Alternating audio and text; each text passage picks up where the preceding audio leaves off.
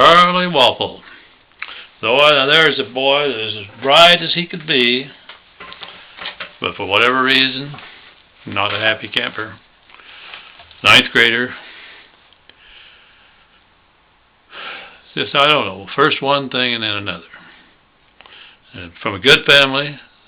I've mentioned his older brother Jimmy earlier, and a year or two later we had his younger sister come into the junior high as a 7th grader, very well-mannered, polite, decent student. Not a problem family. But it did turn out later that Charlie was adopted, and I don't know if that means that the others were adopted or not. But that matter was brought to light a little bit later on. I don't have any idea. My memory doesn't serve me well enough to give you any itinerary of the kinds of problems he'd gotten into and gotten himself disciplined. I don't remember if we had the paddling permit, that I'd paddle him or not. Probably did. It didn't do any good because we'd progressed to the point of suspensions. And perhaps we started with suspensions with paddling not permitted and other forms used, and then moved to suspensions.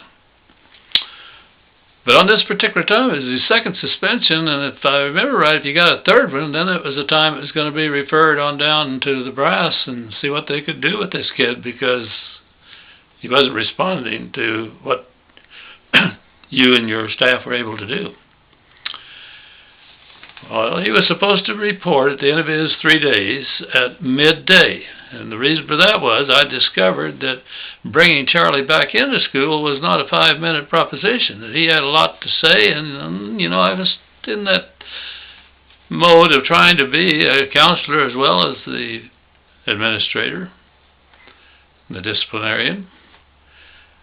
So he was supposed to come in at the end of the noon hour. Well, the noon hour wasn't over, and it was one of those snowy, cold days, and the kids were allowed in those cases to play in the gymnasium after they'd eaten and burn out some energy before going back to the regular classes. Man, oh man, Mrs. Bobby Morris was on duty in there. I suppose there were two, but she was the one that brought him in, and she was angry.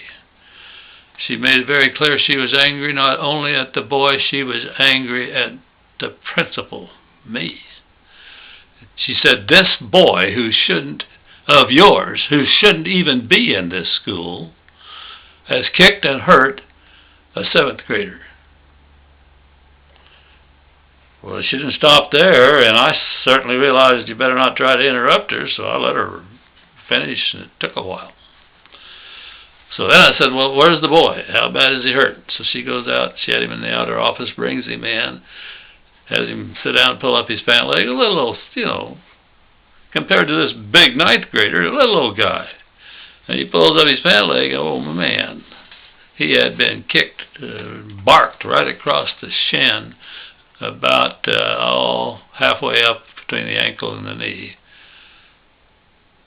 Wasn't actually bleeding, but it was oozing the lymph system. Made me angry. Well, I got Mrs. Morris to leave by saying, you know, take this boy and go get him cleaned up and disinfected, and I'll deal with Charlie. Well, in the meantime, I'd been hearing rumors about Charlie beating up on his father when his father had tried to correct him on something at home.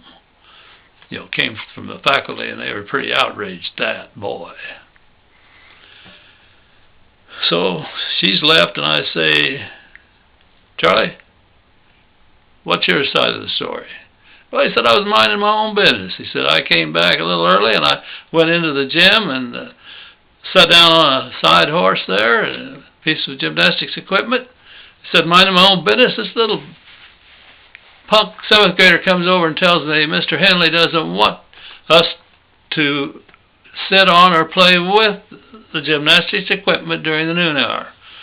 And he said, I kicked him, and he said, I didn't mean to hurt him. If I'd have meant to hurt him, I'd have broken his leg. That didn't help my opinion of Charlie any, nor my building, feeling, "Arr."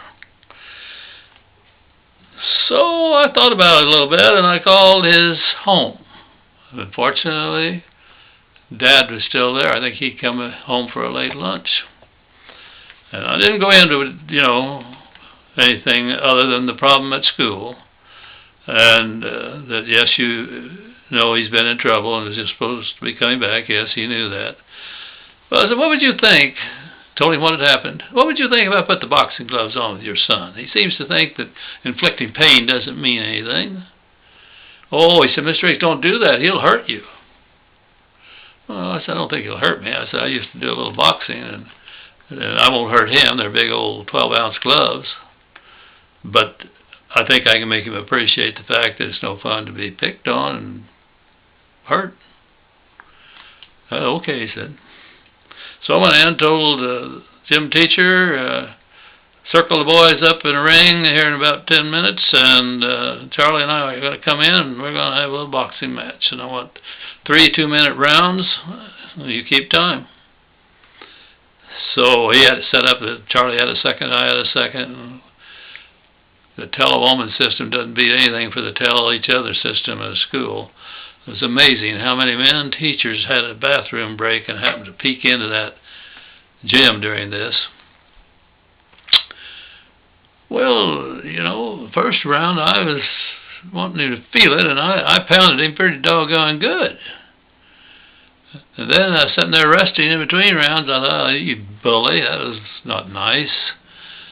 So the second round, I did him like I used to do with my kid brother, would box me only if I'd agree to pull my punches. So I pulled my punches and didn't hit him. Hey, Charlie's a smart boy. He was catching on to that real well.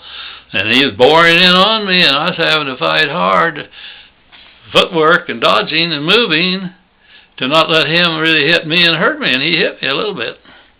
So I, in between rounds that time, decided I better hit him again the third round, and I did. But I was getting tired enough. I didn't hit him near as hard or as often as I did that first round. Got through. We were both tired, both sweaty. Took a little break. Met back in the office. And I said, Charlie, did you learn anything in there? Well, yeah, he said, if we ever fight again, we'll wrestle. Dadgum. The kid was sharp, had a good sense of humor, and I'm sure I must have laughed then, too. But it didn't help with the problem. And sure enough, I let him back in school again. It wasn't very long that he's on suspension again, and I don't know if it was in that time period that he was suspended or if it was during a holiday period. He got into real trouble. He and some other hooligans broke into a house playing cards at night. Must have never occurred to them that the neighbors would notice that vacant house has lights on and call the police. The police are coming. The policeman comes.